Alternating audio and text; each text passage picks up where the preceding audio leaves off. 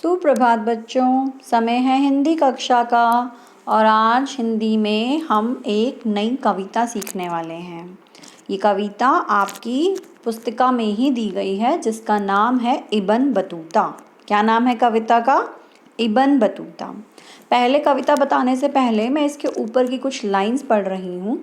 यह कविता उस महान व्यक्ति के विषय में है जिसे अपने जीवन में अनेक यात्राएं की जिनके लिए वे विख्यात हैं।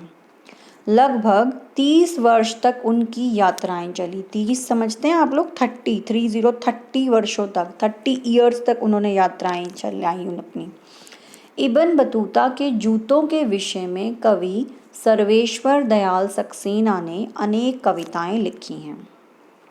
देखिए, आपके टॉपिक्स में कई बार कुछ चीज़ें सिर्फ रीडिंग सेक्शन के लिए होती हैं। ये कविता भी उनमें से एक है। इसे हम सिर्फ रीडिंग के लिए लेंगे, हम नोटबुक में इसका कोई वर्क नहीं करने वाले हैं। But this is very interesting और मैं चाहती हूँ आप सब इसको बहुत अच्छे से रिसाइट करें, याद करें और इसके बारे में जाने भी। जानना क्या है, ये कविता किसके बारे में है? Ibn Battuta. इब्न बतूता के बारे में कल मैं आप सबसे पूछने वाली हूँ। 5-5 कोई लाइनें बतानी है मुझे।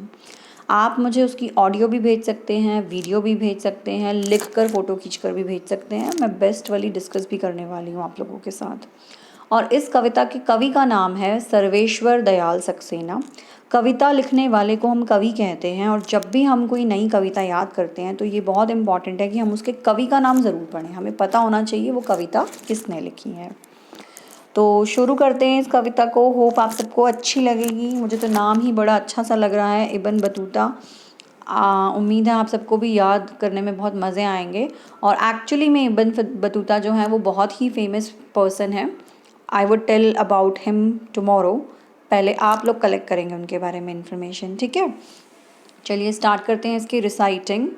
मेरे पीछे भी बोल सकते हैं, मेरे साथ साथ भी प्रैक्टिस कर सकते हैं, इसलिए मैं बोल कर दिखाती हूँ। इब्न बतूता पहन के जूता। आई एम रिपीटिंग, आप भी कर सकते हैं।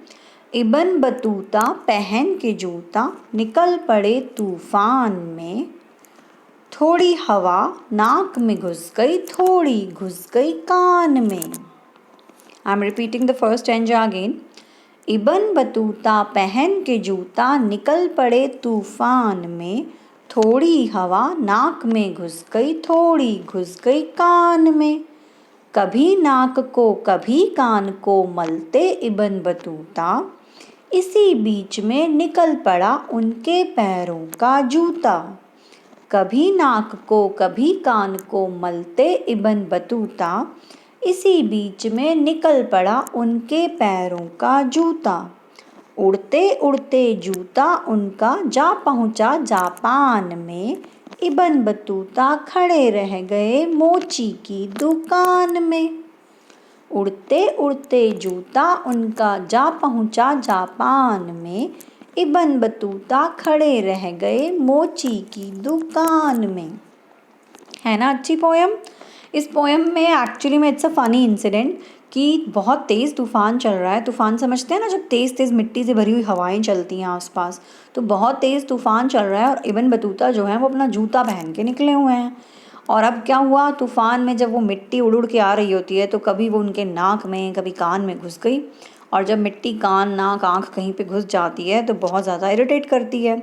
अब कभी वो अपने कान को मसल रहे हैं तो कभी अपने नाक को मसल रहे हैं। वो इसमें इतना बिज़ी हो गए, इसमें इतना परेशान हो गए, इरिटेट हो गए। इसी बीच में ही उनके पैरों का जूता निकल गया, पैरों का जूता निकल गया। और इट्स अ फनी थिंग, जैसे बहुत दूर उड़ के पहुंच गया। अब हवा चल रही थी तो जूता उड़ के चला गया कहीं का कहीं। तो यहाँ फनी इंसिडेंट क्या बनाया हुआ उन्होंने कि वो जा पहुंचा जापान में। और इब्न बतूता कहाँ खड़े रह गए? मोची की दुकान में। डू यू नो मोची कौन होता है? जूतों का काम करने वाला, जिसे हम इंग्लिश में कोबलर कहते हैं। नीचे वर्ड मीनिंग्स दिए हुए थे, तो जो वर्ड्स मैंने आपको न्यू आए मैंने एक्सप्लेन भी किए आपको। मोची हम बोलते हैं जूतों के काम करने वाले को, जिसे हम इंग्लिश में कोबलर कहते हैं। और तूफ़ान को इंग्लिश में हम डस्ट स्टॉर्म कहते हैं। क्या कहते हैं? Dust storm. और मलते का मीनिंग होता है रगड़ते, रबिंग करना। जब भी हमें कोई भी चीज़ हमारी नोज़, ईयर या फिर हमारे आइज़ में चली जाती है तो इट स्टार्ट्स ईचिंग, इरिटेशन होने लग जाती है, ईचिंग होने लग जाती है, मतलब कुछ अजीब सी खुजली होने लग जाती है हमें, तो हम उसको रगड़ना शुरू कर देते हैं to get removed off it. So वो भी वही कर रहे थे। So hope you like the poem. I am reciting it one more time for you. Directly पूरी पोएम बोलने वाली हूँ बिना रिपीटेशन के, और मैं चाहती हूँ आप भी वैसे ही लर्न करें। इबन बतूता पहन के जूता निकल पड़े तूफान में, थोड़ी हवा नाक में घुस गई, थोड़ी घुस गई कान में। कभी नाक को कभी कान को मलते इबन बतूता, इसी बीच में निकल पड़ा उनके पैरों का जूता। उड़ते उड़ते जूता उनका जा पहुंचा जापान में, इबन बतूता खड़े रह गए मोची की दुकान में।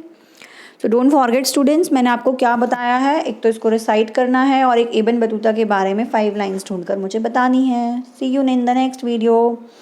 टिल देन इसको अच्छे से रिसाइट करके लर्न करके सेंड मी योर वीडियोज़।